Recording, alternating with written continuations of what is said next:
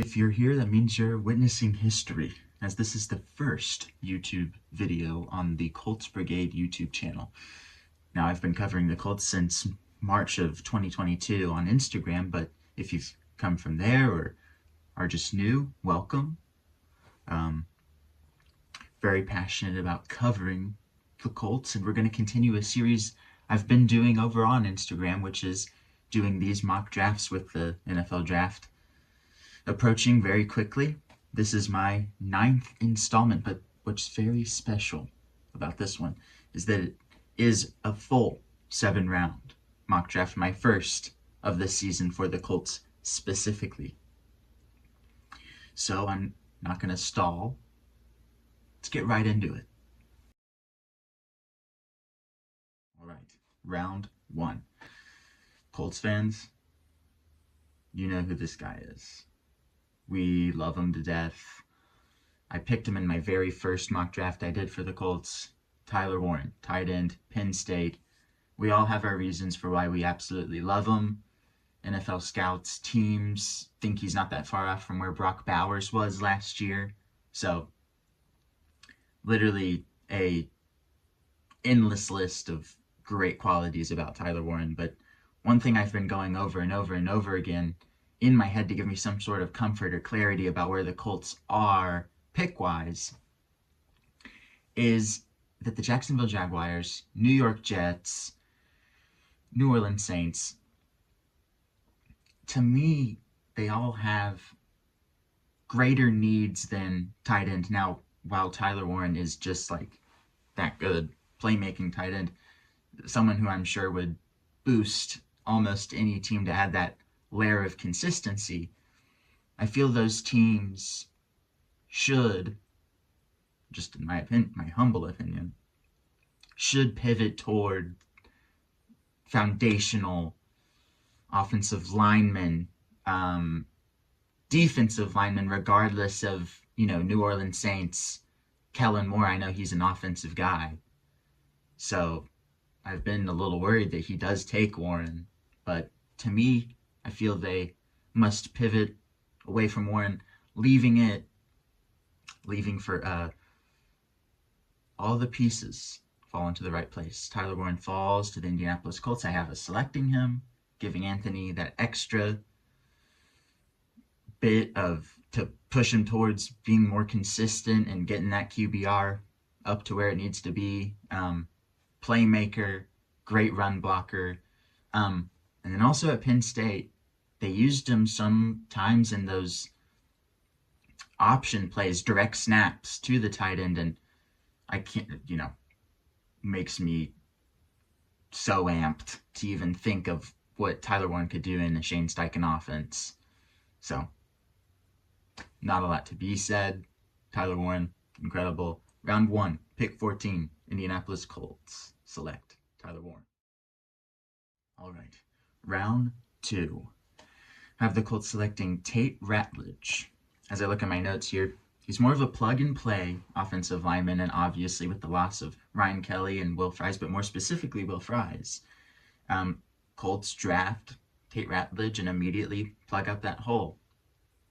I do recall in the very vague and just almost underwhelming press conference Chris Ballard gave before the NFL scouting combine, he did note that he really did like the depth at lineman. I think Chris Ballard is very good and knows his stuff when it comes to picking offensive linemen. So to me, taking Tyler Warren round 1, round 2, Ballard finds a stud in Tate Ratledge. He's an older player, 23, coming out of college, and he's been on, that great Georgia team. So it would be no surprise to me that he adds a much needed layer to rotate in and out. And throughout the season, or the off season, consistent theme seems to be competition. So I wouldn't mind a scenario where Matt Goncalves, Tanner Bortolini, and now as of this mock draft, Tate Ratledge, all compete for that center right guard spot. See where everyone fits.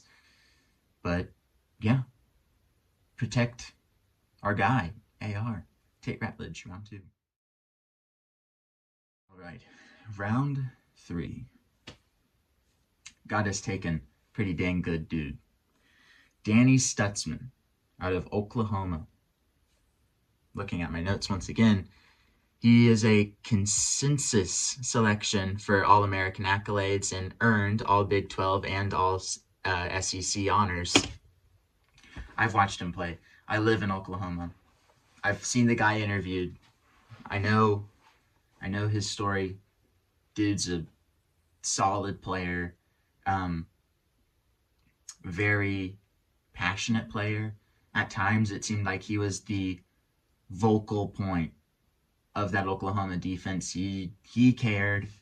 And so losing E.J. Speed in free agency and Grant Stewart to the Lions, I think Stutzman adds a great needed layer at linebacker. And I practically think this with anyone at this point on defense, specifically, but with Lou Anarumo coming in, he just marks me as the coach who will have a vision, idea, or plan for any player, specifically with, as high of a pick as round 3, pick 80 is, still getting a very, having a good shot at getting a good selection of talent. I think Stutzman meshes with Lou and what our defense is shaping out to be very, very well.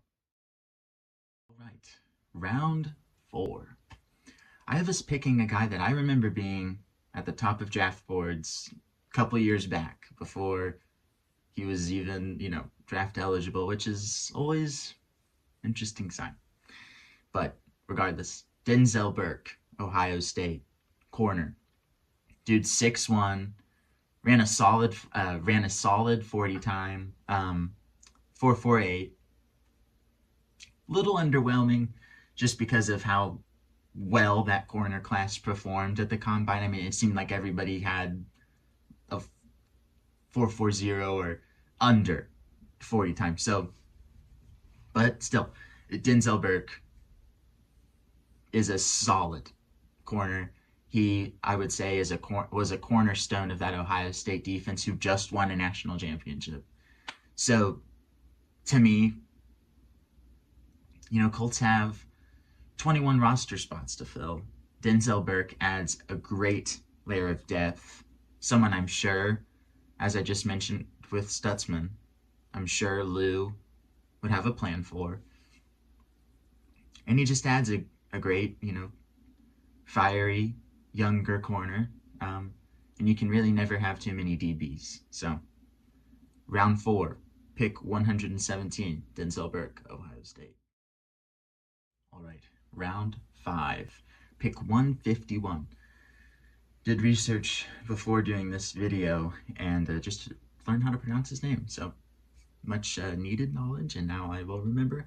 Oluwafemi Oladejo, UCLA edge. Now, Lou Anarumo was at UCLA's pro day, and I saw from A to Z Sports, Destin Adams, shout out, love him, said that it was almost more likely to believe that he was there for their linebacker, whose last name escapes me, Carson, first name, was kind of believed to be the person he was there for, but could also be for Oluwafemi. Little undersized at edge, 6'2", but still great impact player. And as I think about this draft more and more and more, Colts drafting an edge, I think, is almost a certainty.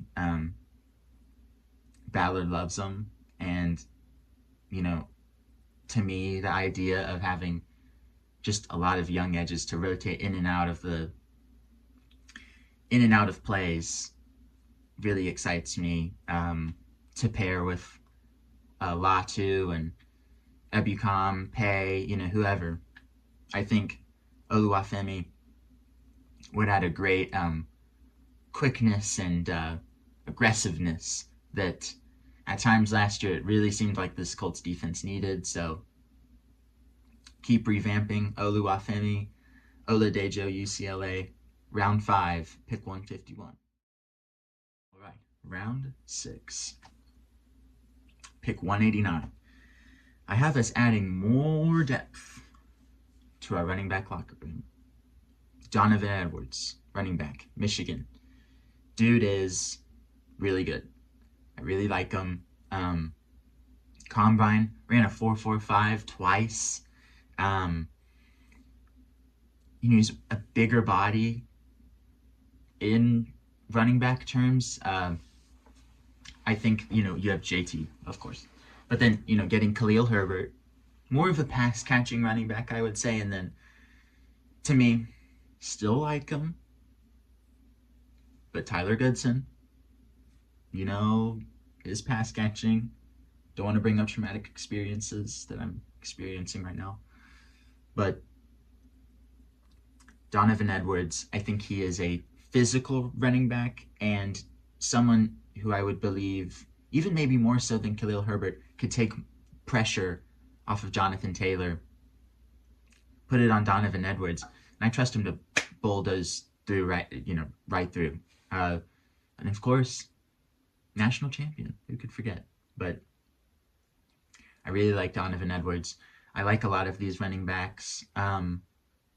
You could almost interchange round 5 and round 6 with a running back. I like Jaden Blue, Raheem Sanders, and of course, Cam from Arizona State. But with the way things worked out in this mock draft, Donovan Edwards, round 6, pick 189. I like him. Finally, round 7, pick 232. I have us picking Caleb Ransaw. On the NFL's combine page, where you can see their 40 times, all that, they list him as a corner. On different websites, it says he's a safety. But Caleb Ransaw out of Tulane, in this notebook right in front of me, I kept writing him down as one of the more interesting prospects that really intrigued me. Very quick, 4.33, I believe, and or somewhere in that range. But another, regardless of corner or safety, I think really stacking at the DB position in the draft wouldn't hurt at all. Once again, interchanging in that Lou Anarumo defense, I think it will be vital in making this defense one of the best in the league, if not, top 10, top 15, hopefully. Would love if it would be top 5 or top 10. I'll take anything from freaking Gus last year. But Caleb Ransaw, I think he's a really interesting player. Of course, smaller, 5'11", so you could almost see him in more of a Kenny Moore type roles, maybe playing slot. But if he was safety, I would like it. Wouldn't anticipate him being one of the safeties that Lou blitzes, but in different looks, throw him in there. I think he possesses great ability to keep pace specifically and wouldn't let up anything deep, but don't want to jinx anything for any team. But Caleb Ransaw, interesting one. Round 7 picked 232. In total, that's it. Really enjoyed doing this, of course. First of many before the draft. Hope to be giving some reactions come draft night, in which I'll be very disappointed if we don't get Tyler Warren. But in full, hopefully I'll have the mock draft somewhere here. But I do like this one.